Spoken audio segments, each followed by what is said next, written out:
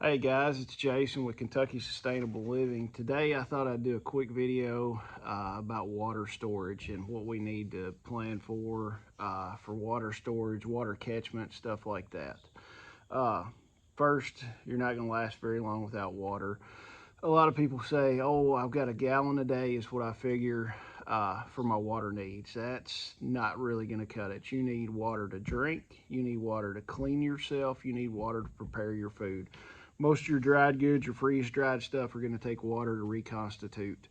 You're going to need water for that. So the 1 gallon a day is not really going to cut it in a situation like that.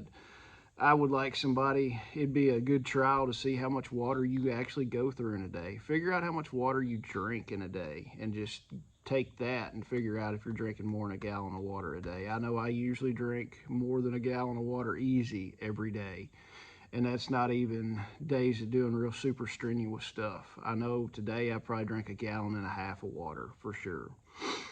I figure for me and my property and my family, I like to go with a 5 gallon a day per person, 5 gallons per person per day. So let's just say right there, you've got 8 people on the property. That's 40 gallons a day. 40 gallons per day times 30 days in a month. Figure it. That's 1,200 gallons of water that we're going to go through in a month. That's just for drinking, cooking, and cleaning yourself. That's a lot of water. I mean, once you start putting the numbers to it, and a lot of people are like, "Oh, I've got my, three or four cases of bottled water, and I'm good to go." That's not going to cut it. I can tell you that right now. And going along with ours, I figure the animals that we've got at our farm, we can easily go through 75 gallons of water a day. So do the math on it. 75 times 30, you're looking at 2,250 gallons of water just for the animals per month.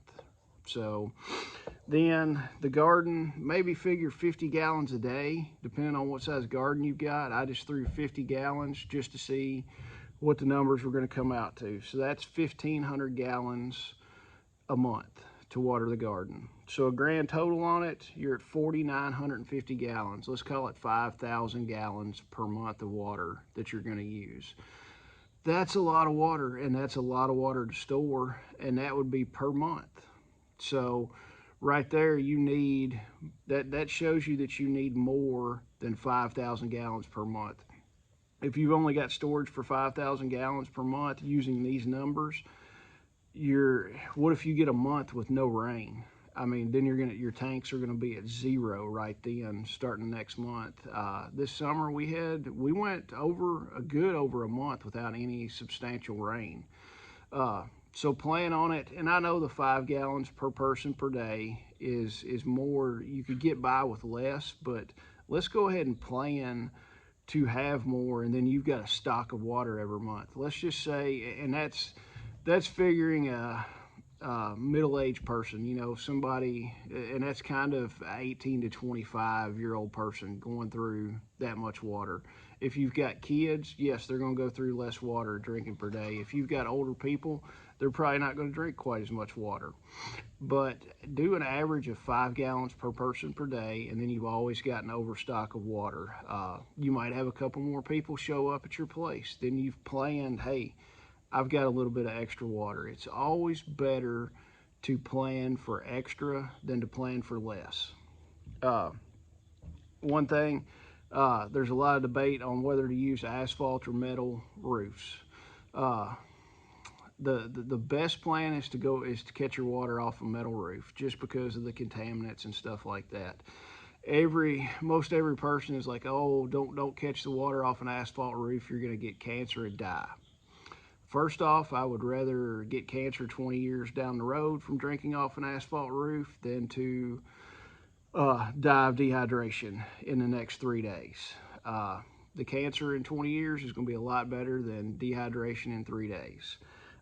There's a study, I can't remember where it was on the interwebs, but there was a college in Texas that did a study on asphalt roofs and catching the rainwater off an asphalt shingle roof.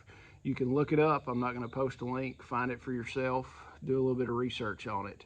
But they kind of concluded that there was no significant contaminants coming off an asphalt roof as long as it was not a new roof.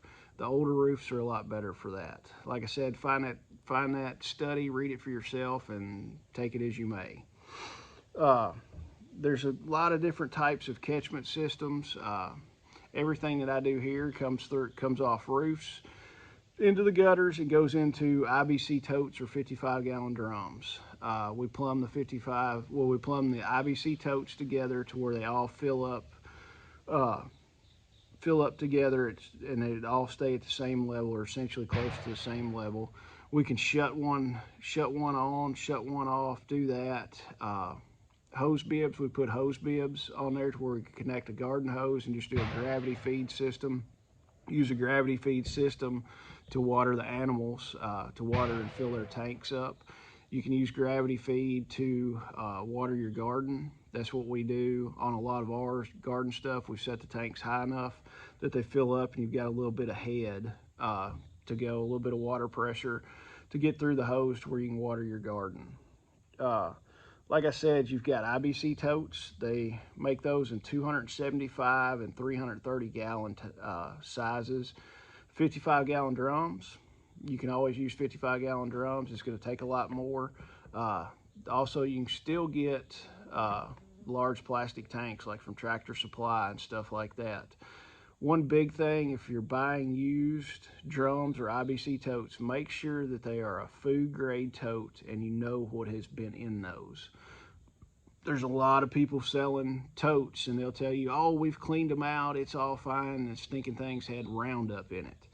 The last thing you want to do is use a tote that has been used for Roundup.